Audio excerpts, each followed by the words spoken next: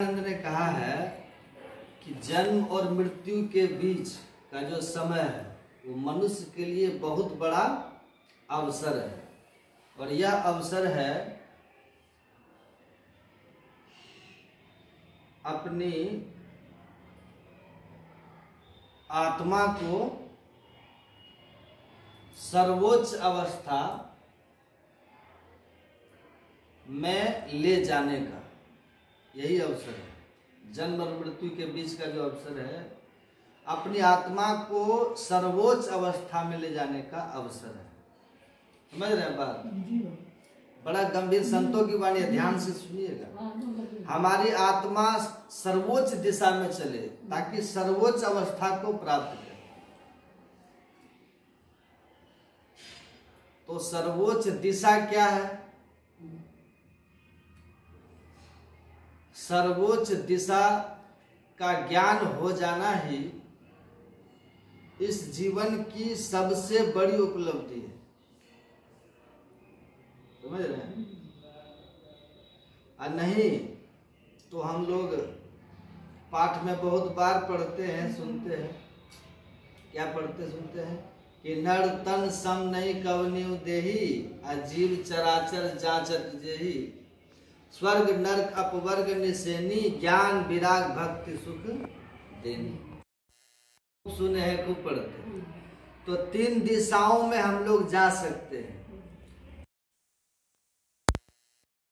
एक नरक की दिशा है, उसके लिए प्रयास करने की जरूरत। स्वभाव से हमारा जो मन है, थ्योरी ऑफ गुरुत्वाकर्षण, थ्योरी ऑफ ग्रेविटेशन जो है, वो स्वाभाविक नीचे की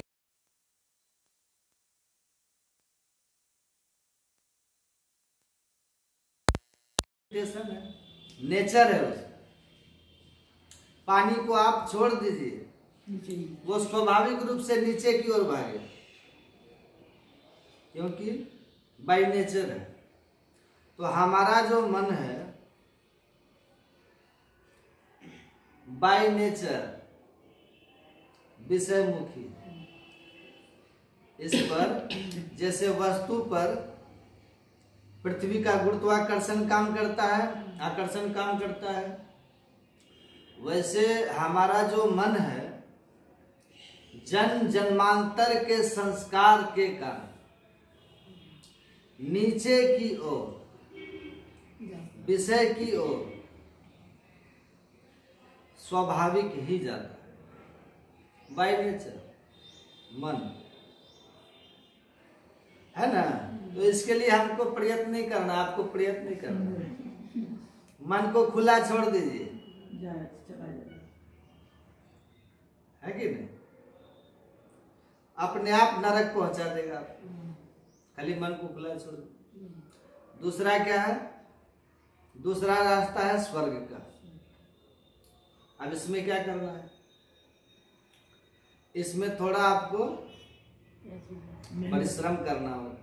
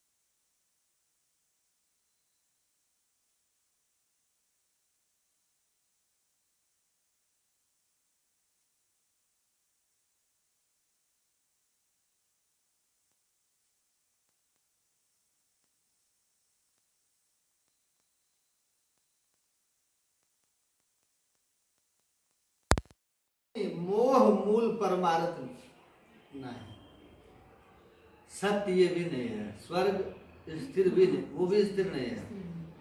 गुरु महाराज कहते हैं सात स्वर्ग केर निवासी, दिव्य देव सब अमित बिलासी, कोई न स्थिर सब ही बटोही, असत्य शांतिक स्थिर वही।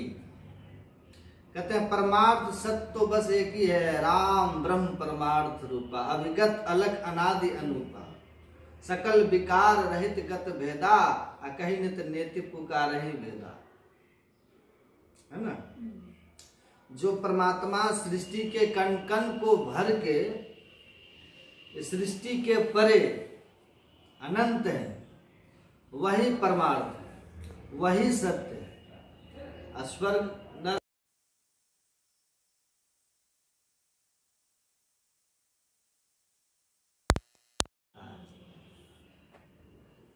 वही हमारे जीवन की श्रेष्ठ दिशा है।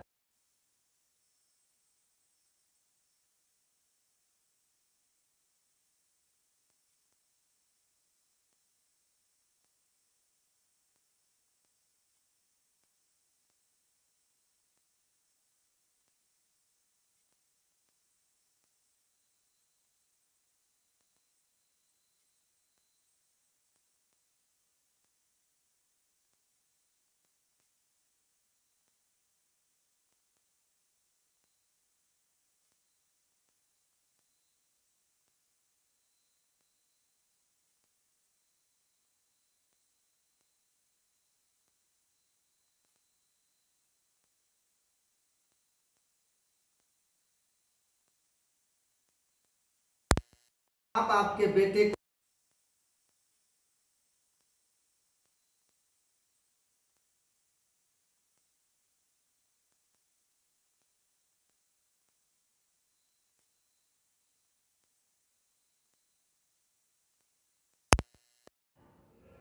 तो गौतमी कहती है कि मेरा बेटा तो मर गया, तुम इस सांप को क्यों मार करके अपने लिए एक नया कर्म बना रहे।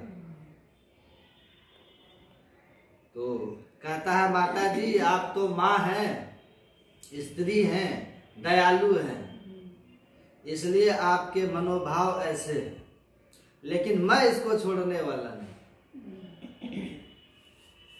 नहीं तो ये दुष्ट फिर किसी और को डसेगा, किसी और माँ की गोद सुनी करेगा। तो जब ऐसा उसने कहा तो महाभारत में भीष्म पितामह ने यह प्रसंग बाणशैया पर लेटे लेटे युधिष्ठिर जी को सुनाए थे। ये प्रसंग तो वो कहती है ब्राह्मणी, जब ऐसा कहती है तो ये कहता है नहीं नहीं मैं तो नहीं छोड़ूंगा, मैं तो मारूंगा इस सांप को। तो उस प्रसंग में है लिखा हुआ कि वो सांप जो है आदमी की तरह बोला, सुनिए, आदमी की तरह सांप बोला कि देखो मेरा कोई कसूर नहीं, कोई दोष नहीं इस बच्चे की मृत्यु में, इसकी मृत्यु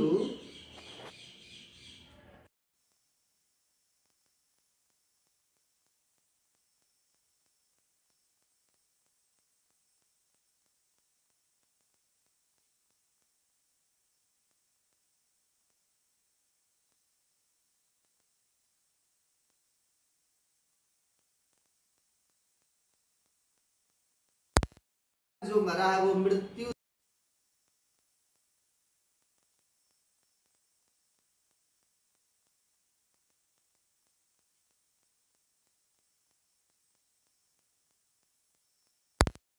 वाह, मैं भी स्वतंत्र नहीं हूं। जैसे सांप मेरी प्रेरणा से डस लिया, वैसे मैं भी काल के प्रेरणा से किसी और को प्रेरित करता हूं। पहले मुझे काल देव प्रेरणा देते हैं कि इसका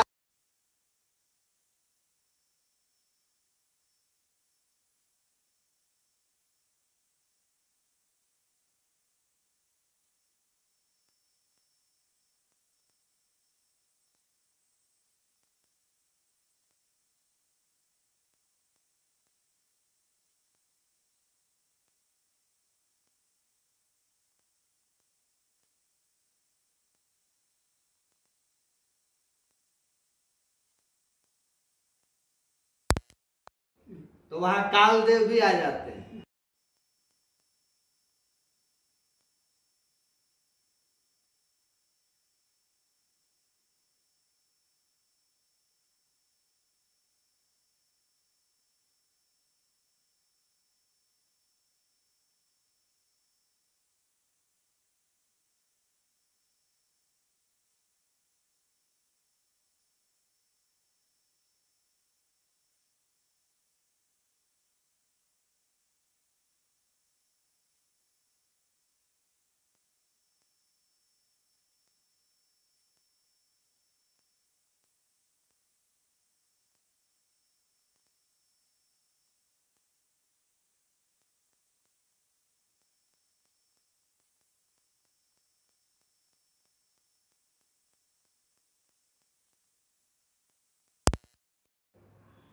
लेकिन ये कथा में है कालदेव आए, कालदेव आए। हेलो, तो वेदव्यास जी महाराज ने जो संदेश दिया है उस संदेश में कहीं कोई त्रुटि नहीं है। वो 100% 100% सत्य जो भी कथा है। इसीलिए कहानियों का उद्देश्य क्या होता है? गंभीर बातों को सरल ढंग से समझाना, ताकि हमारे मन मस्तिष्क में वो बात अट जाए और हम उसको अपने जीवन में उतार लें, और ऐसी कोई भूल हम ना करें जिसका परिणाम हमको भोगना पड़े। तो कालदेव आए, प्रकट हुए, और उन्होंने कहा कि अरे रे, सब मिलकर के तुम लोगों ने मुझे ही इस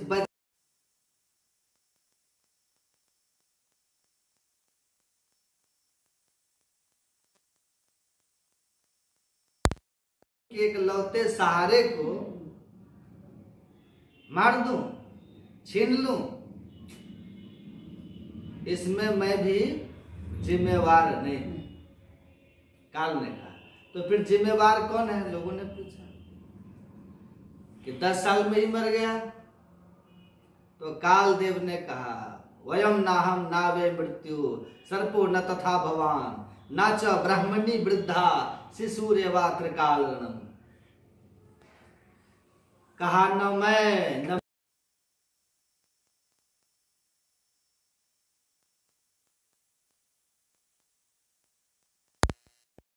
अवस्था में, अल्प अवस्था में मृत्यु का एकमात्र कारण शिशु रेवात्र कारणम, ये शिशु ही है। इससे ही पूर्व में ऐसे कर्म हुए हैं जिस कर्म का फल इसको मनुष्य शरीर में आकर अल्प अवस्था में ही मृत्यु के मुंह में जाना पड़ा है ना। तो हमारे कर्म के लिए हम जिम्मेवार हैं। आप इस ज्ञान को हम लोग ठीक से समझ लें। हमें श्रेष्ठ अवस्था की ओर जानी है। कहाँ? एक है नरक का मार्ग, पाप का रास्ता, ये नेचुरल है, ये नेचुरल है। हमारे मन के अंदर जो जन्म जन्मांतर के विषयों के भोगों के संस्कार हैं, वो बिल्कुल ही हमको विषय की ओर खींचते हैं। अब परिणाम होता है सब विषय पसारा, भव की जा रहा या में नहीं आ रहा हूं। मृगवार सब ही प्रपंचन विषय सब दुख रूप हैं। विषाद विषम किम विषय समस्तः। विष से भी बढ़कर विष क्या है? विषय है। पूज्यपाद महर्षि संत सेवी परम जी महाराज कहते थे कि विषय, विष के ऊपर य का ढक्कन लग जाने के कारण विष दिखाई नहीं देता, य के ढक्कन से, लेकिन परिणाम उसका उससे भी दुस्तर होता है, विष से भी ज्यादा विषय। तो हम क्या करें? किस रास्ते पर चले? तो महापुरुष संत लोग कहते हैं कि श्रेष्ठ रास्ता कौन सा है?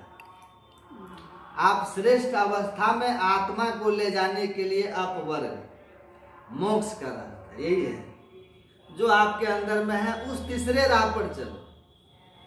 क्योंकि फ्रांसिस ने लिखा है the heaven and the direction of life decide the hell or heaven in the world and world beyond. इस जीवन में और इस जीवन के बाद हमारे जीवन की दिशा ही तय करती है हमारा स्वर्ग और नरक, सुख और दुख, है कि नहीं? तो हमारे जीवन की दिशा क्या होनी चाहिए? तो तुलसीदास जी महाराज कहते हैं जीवन की दिशा तो तुम अपने तय नहीं कर पाओगे कि क्या होनी चाहिए। अगर खुद ही हम कर लेते तो स्कूल नहीं होते, कॉलेज नहीं होते, और ना ही इस दुनिया में गुरु की कोई महिमा होती। तो कौन होते हैं? कहते हैं सदगुरु, जेहि मार्ग श्रुति साधु लखावे, अतहि मग चलत सबे सुख पावे। जो रास्ता सदग्रंथ और संत बताते हैं, तो संत और सदग्रंथ कौन सा रास्ता बताते हैं? संत यही कहते हैं, सदग्रंथ भी यही कहते हैं कि निज सूरत को इनसे हटा, किनसे? विषयों से हटाकर किधर लगाना चाहिए? प्रभु में लगाना चाहिए। परमात्मा की भक्ति करो, देह धरे कर यही फल भाई, भजिए राम सब काम भी है ना?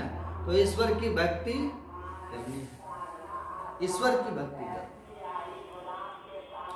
ईश्वर की भक्ति ये सबसे श्रेष्ठ है, ये श्रेष्ठ मार्ग है, यह श्रेष्ठ दिशा है हमारे जीवन में, उधर हमको चलना है। और ये भक्ति सदगुरु से सीखी हुई है, सीखनी है, संत से सीखनी है, और तब उस पर हमको चलना है। तो धीरे धीरे हमारे संस्कार बनने लगेंगे। धीरे धीरे जब हमारा संस्कार,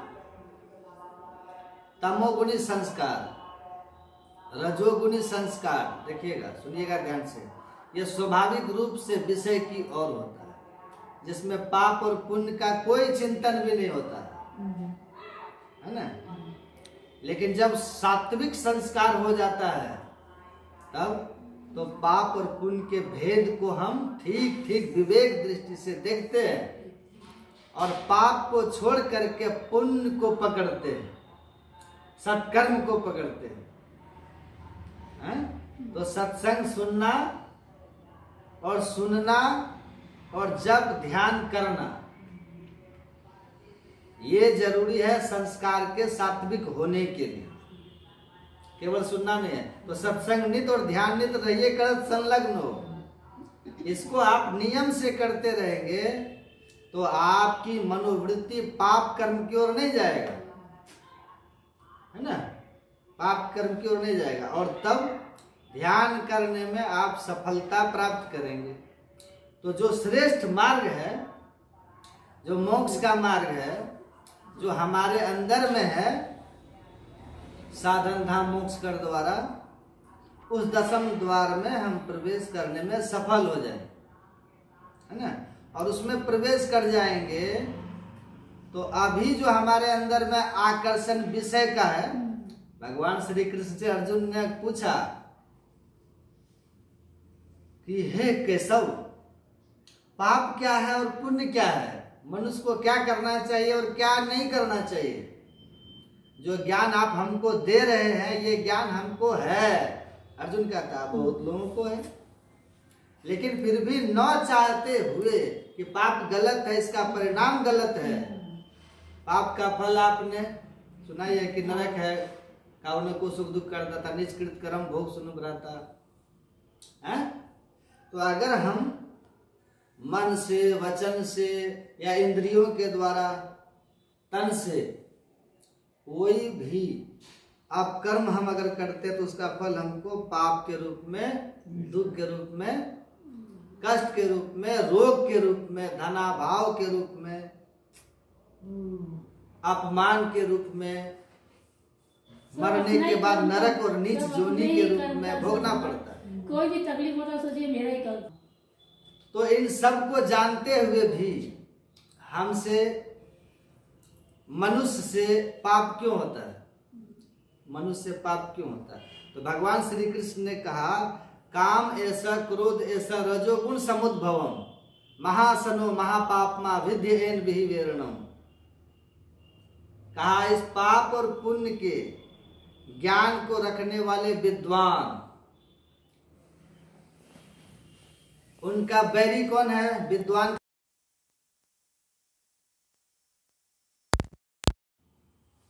रजोगुण से उत्पन्न होने वाले काम क्रोध आदि विकार, सुनिएगा ध्यान से, और ये विकार की प्रबलता रहती है हमारे अंदर में। जब काम क्रोध होगा, जब हम रजोगुण में होंगे, तमोगुण में होंगे, तो हमारे अंदर में काम क्रोध आएगा ही, निद्रा आलस भय होगा ही, है ना। और न चाह करके सब कुछ जानते हुए उन ऐसे कर्म हो जाते हैं जिसका परिणाम उनको लोक और परलोक दोनों जगह दुख के रूप में भोगना ही पड़ता है। तो इस जो दो गुण है, रजोगुण और तमोगुण, इन गुणों से ऊपर उठना है हम लोग।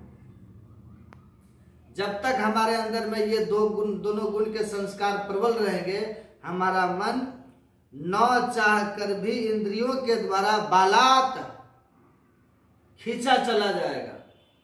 इंद्रिया विस्मा चौरा हरंति चिर संति धर्म, कहते हैं ये इंद्रिया ऐसी चोर है, जब ये गुण का उत्कर्ष इसमें हो जाता है, रजोगुण तमोगुण का जब चित्त में उत्कर्ष हो जाता है, उस उत्कर्ष में इंद्रिया इतनी प्रबल होती है कि वह मन को खींच करके पाप कर्म में लगा करके इस देव दुर्लभ मनुष्य शरीर रूपी धर्म को हमसे छीन करके 84 लाख योनि के चक्कर में भेज दें।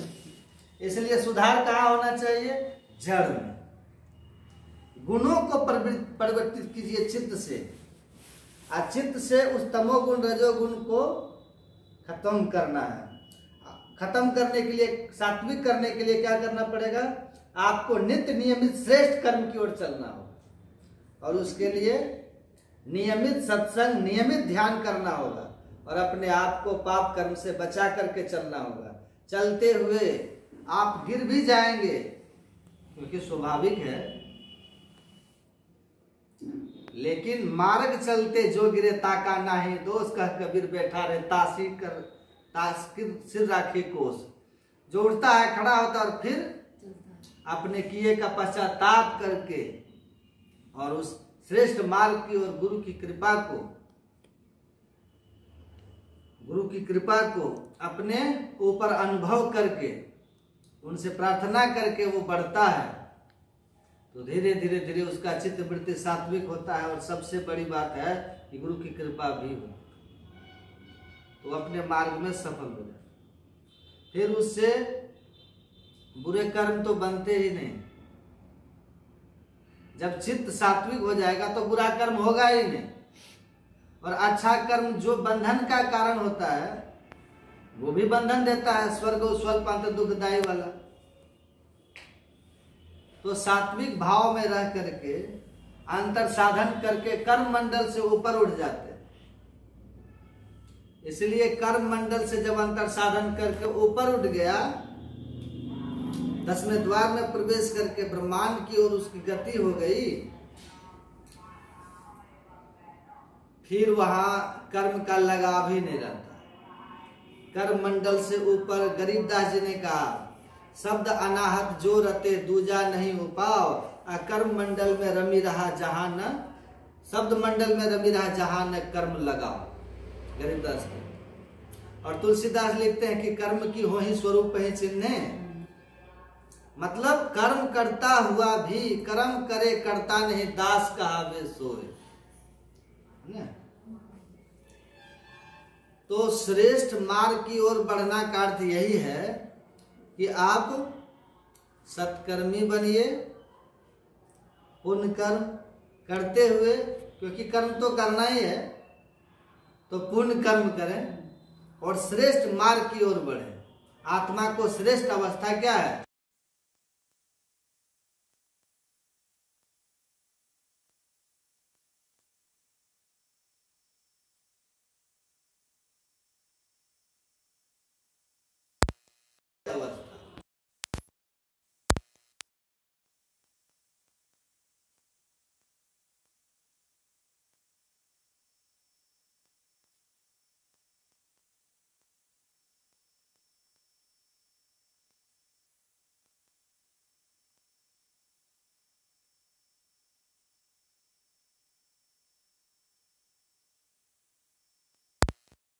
तो ऐसे लोग जो सत्संग, ध्यान, सत्कर्म, भक्ति भाव को जो नहीं मानते है ना, पाप कर्म को ही जीवन में श्रेष्ठ मानते हैं, भोग ही जीवन का जिनका आधार है, तो ऐसे लोगों के संग से अपने को बचाइए, है ना। ऐसे लोगों से अपने को बचाइए संग से, और सत्कर्म करता हुआ। भगवान धन दिए हैं तो सत्कर्म में लगाइए, गुरु की सेवा में लगाइए, है ना, और नियमित रूप से सत्संग और ध्यान कीजिए, तो वृत्ति का शुद्धिकरण हो जाएगा और साधना में सफलता मिल जाएगी। तब आपके लिए ये जीवन सफल हो जाएगा। किसी को दोष देना बिल्कुल व्यर्थ है। महर्षि रमन ने बहुत सुंदर लिखा है कि साधना में, अध्यात्म में आपको उस दिन सफलता मिलनी शुरू हो जाएगी। ध्यान साधन जो आप करते हैं उसमें कब सफलता मिलनी शुरू हो जाएगी? और कौन आदमी ध्यान साधन में बिल्कुल असफल है, सफल नहीं है? सुनिएगा ध्यान से। वो कहते हैं महर्षि रमन कि जो आदमी किसी भी बात के लिए दूसरों की ओर अंगुली उठाता है, he is the reason for my miseries, मेरे दुख के कारण वो है ना। जो अपने जीवन में आने वाली हर विपरीत परिस्थिति के लिए दूसरे को जिम्मेवार ठहरा रहा हो, कहते हैं समझ लेना कि वो आदमी अध्यात्म को समझा भी नहीं, साधना में उसकी सफलता तो बहुत दूर की बात है। लेकिन जो आदमी अपने जीवन में आने वाले अपमानजनक स्थिति, अपने जीवन में आने वाला कोई रोग, कोई संकट, कोई व्याधि, किसी भी तरह के विपरीत परिस्थिति के लिए जितना कम दूसरों को जिम्मेवार ठहराता है और उसके लिए अपने अंदर एनालिसिस करता है ना, कि how much I am responsible for this condition, मैं कितना इसके लिए स्वयं जिम्मेवार हूं। जो इसकी अपनी ओर देखना शुरू कर देता है, जो अपनी ओर निहार तुझे क्या परी परारी, घर में मुंह से चोर और पर खिजे अनारी, अपनी करनी साथ और सब झूठ कहानी, अरे हारे पलटू धोए सितावे हाथ जात है बात।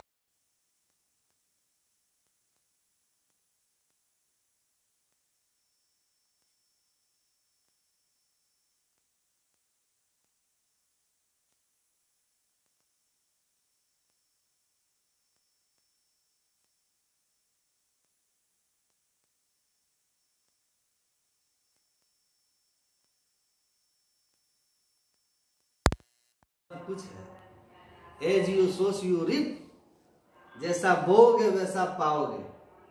आज नहीं तो कल का किया हुआ है जो आज मिल रहा है, आज का किया कल मिलेगा, लेकिन मिलेगा। इसलिए कहते हैं जब दूसरों पर जो बार बार फिंगर उठाता ना, उंगली उठाता है, समझना कि वो अध्यात्म को जाना समझा नहीं।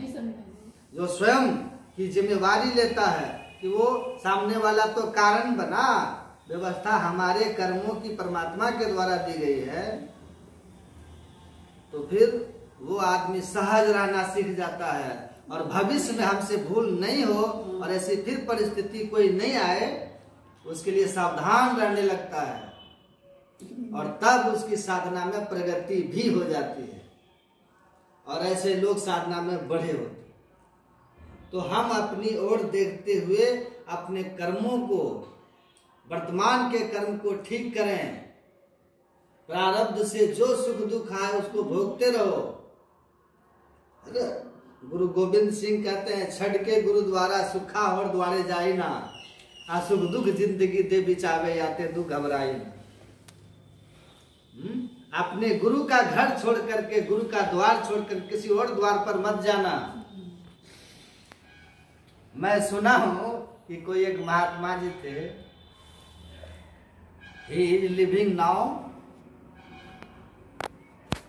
वो किसी बात से, गुरु महाराज ने किसी बात से उनको डांटा महात्मा जी को, तो वो वहां से हट के हरिद्वार चले गए कृपाघाट से। सदगुरु महाराज ने उनको डांटा, वो नाराज हुए और वहां से हरिद्वार चले गए। सुना है? तो गुरु महाराज जी ने पूछा कि अभी भी वो उधर ही रहते हैं, आए नहीं, हरिद्वार में ही रहते हैं आज भी? बहुत अधिक उम्र हो गई है जो हरिद्वार में, उसी क्षेत्र में रहते हैं हरिद्वार में। गुरु महाराज डांटे तो वो भाग गए। तो गुरु महाराज ने पूछा कि कहाँ चला गया, तो कहा कि हुजूर आप डांटे, तो वो रुष्ट हो गया, अब वो हरिद्वार चला गया। तो गुरु महाराज ने कहा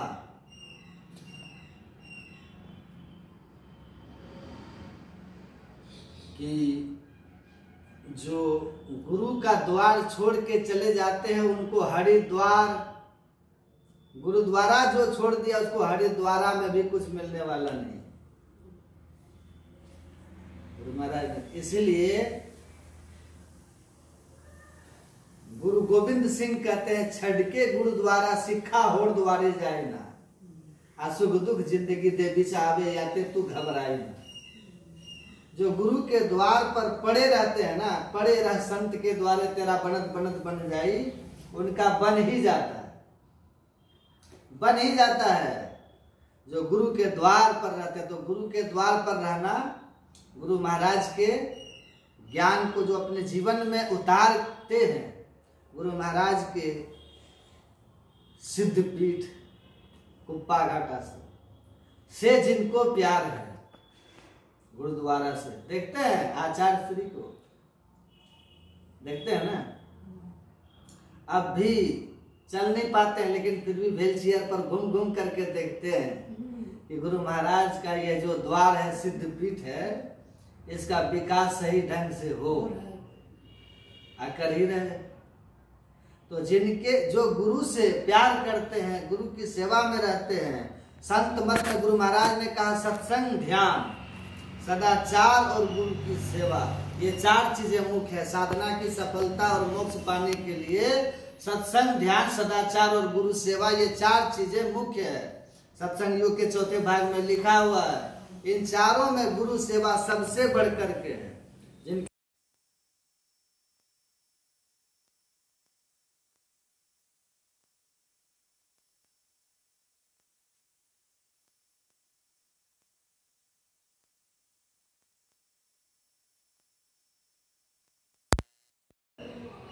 तो हम लोगों को भी गुरु महाराज के ज्ञान में अपने को रखना है और इस बात को जानना है कि हम सत्संग ध्यान नियम से करते रहें, पाप कर्म से अपने को बचाने का प्रयास करते रहें, तो गुरु महाराज की कृपा होगी और हम उस मोक्ष को प्राप्त करके आत्मा ना मोक्षार्थम जगत हिताय च, वेदांत कहता है इस शरीर आपको मिला है ना संसार का हित के लिए कर्म करते हुए, ते प्राप्नुवन्ति मामेव सर्वभूत हिते रताः।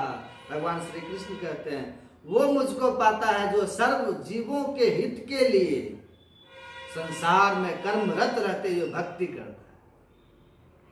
तो संसार हमसे दूसरे का हित हो, संसार में इस भाव में रहिए, अवसर मिले तो हित कीजिए और सत्संग ध्यान नित्य करते रहिए, तो एक दिन आप उस अपवर्ग को पा लीजिएगा। और जो प्रारब्ध कर्म है आते जाते रहेगा, कर्म फल से ऊपर, कर्म क्षेत्र से ऊपर उठकर अंतर साधना में सफलता प्राप्त करके आप संचित कर्म से भी मुक्त हो जाएंगे और आवागमन आपका खत्म हो जाएगा, सब खत्म हो जाएगा। इसीलिए हमारे संत लोग कहते हैं ना कि ध्यान कीजिए। देखिए गुरु की जब कृपा होती है तो सब कुछ सहज हो जाता है, और गुरु की कृपा योग्यता प्राप्त करके ग्रहण किया जाता है। वर्षा गड्ढे में रुकती है, उसी तरह जिसके अंदर में श्रद्धा, भक्ति और गुरु के बताए मार्ग पर चलने का प्रयास, लगन अधिक होता है, वह शिष्य गुरु के कृपा को प्राप्त कर लेता है और अपना काम सहज ही बना देता है। इसीलिए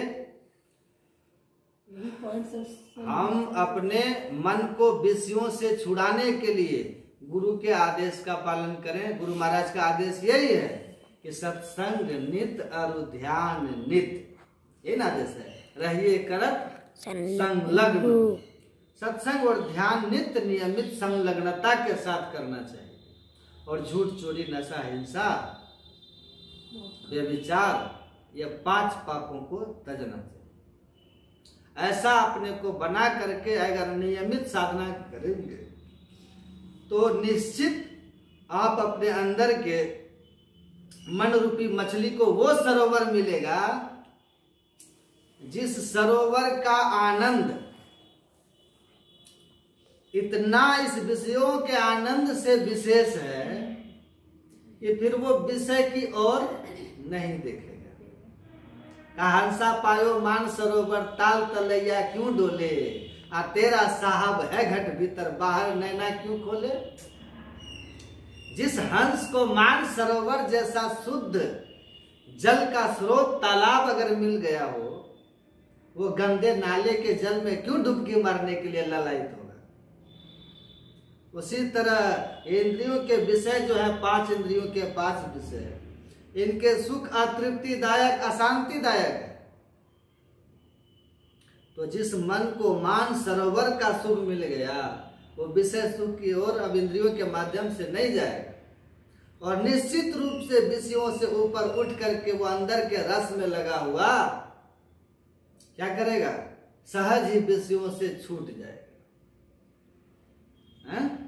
तो अंदर निज घट रस जो है अगर पाना चाहते हैं तो उसी में शांति और उसी में संतुष्टि है, उसी में सुख है, उसी में आनंद है और उसी में 84 के चक्कर से बचने का वही रास्ता और उपाय है।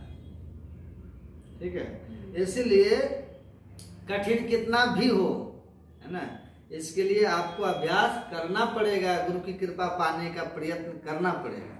काम कितना भी कठिन है, लेकिन अगर ये बहुत जरूरी है तो करना ही। ठंडी रहती है,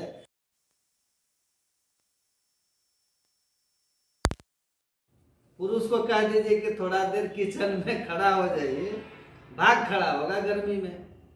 लेकिन औरत की ड्यूटी रहती है कि भोजन बनाना है, खूब गर्मी रहेगी, 45 डिग्री टेम्परेचर है, वहां भी वो चूल्हा में जाकर के लकड़ी से, जिसको खाना बनाना लकड़ी से बनाती है, बनाते है कि नहीं बनाती है, क्योंकि ड्यूटी है। उसी तरह मनुष्य के सबसे बड़ी ड्यूटी है आत्मानं मोक्षार्थम, सबसे बड़ी ड्यूटी। वेदांत कहता है अपनी आत्मा को मोक्ष में पहुंचाना मनुष्य शरीर का सबसे बड़ा उत्तरदायित्व है। ये ड्यूटी है, कर्तव्य है आपका।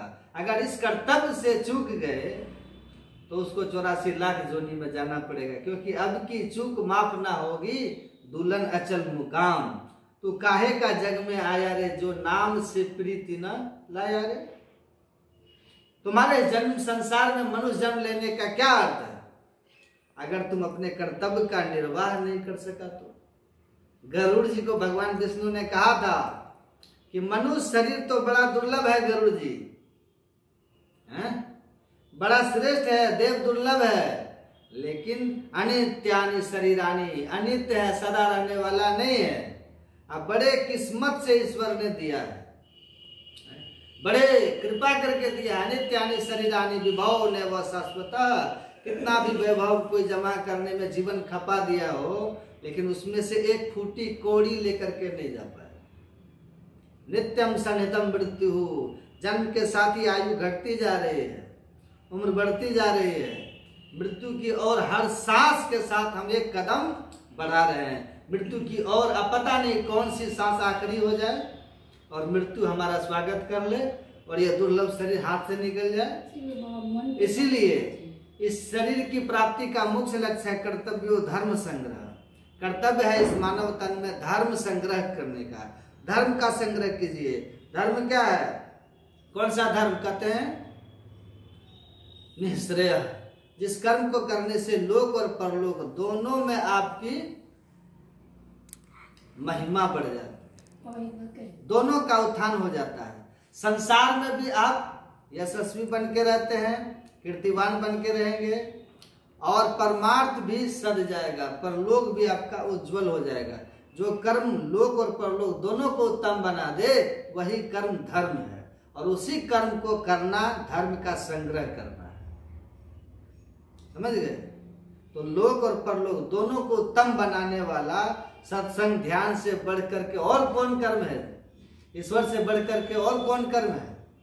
इसलिए ईश्वर भक्ति को कीजिए। सुकृत कर ले नाम सुमर ले, को जाने कल की जगत में खबर नहीं पल की। गुरु महाराज ने शरीर त्यागते समय कबीर साहब की इसी पद को गाया था। इसी पद को गा करके शरीर त्यागे थे, यानी अंतिम उपदेश गुरु महाराज का। यह मनुष्य संसार में जब तक रहो सत्कर्म करो और ईश्वर का स्मरण करो, गुरु का स्मरण करो। पता नहीं कल क्या होगा, कल जीवन में आए कि नहीं आए कौन जानता है बहारे बाग दुनिया 4 दिन, देख लो इसका तमाशा 4 दिन। 4 दिन का तमाशा है, देख लो, कौन जानता है कल आए नहीं आए। फिर कहा तुम हम कहाँ आए दोस्तों, देख लो इसका तमाशा 4 दिन। तुम कहाँ हम कहाँ, ये 4 दिन का तमाशा है। इसलिए ए मुसाफिर कूच का सामान कर। ए मुसाफिर, संसार में आए हो, जाना है तो जाने की व्यवस्था कर लो, संग्रह कर लो धर्म, क्योंकि वही एक काम आने वाला है। वरना धनानि भूमो पशुहि गोष्ठे, नारी गिरद्वारी जन शमशाने, देहस चितायाम परलोक मार्गे अकर्मानुगो गच्छति जीव एक। बहुत धन दौलत वैभव जमा किए, कहाँ तक? धरती पर पड़ा रह गया, नहीं रहा। बहुत गाय भैंस पाल रखे हैं, गौशाला में बंधे रह गए। बड़ी पति पत्नी का प्रेम रहा, बच्चे का, उस प्रेम के चक्कर में कितने को ठुकराए हैं।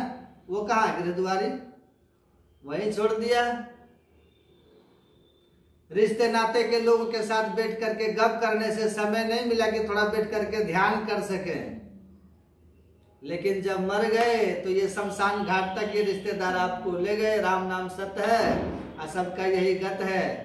आज जला के उधर से जिलेबी पूरी खा लेंगे। हो गया, हो गया।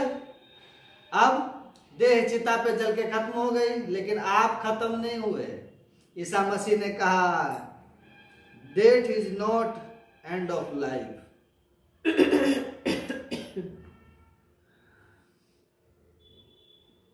तो मौत जीवन का अंत नहीं है, एक नए जीवन की शुरुआत है।